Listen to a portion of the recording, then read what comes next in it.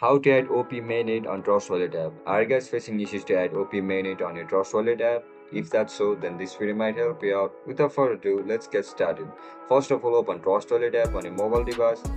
Once you open the app, now look at the top right corner of your screen where you can see this icon over here. Click on it. Now tap on search bar and search for OP Mainnet.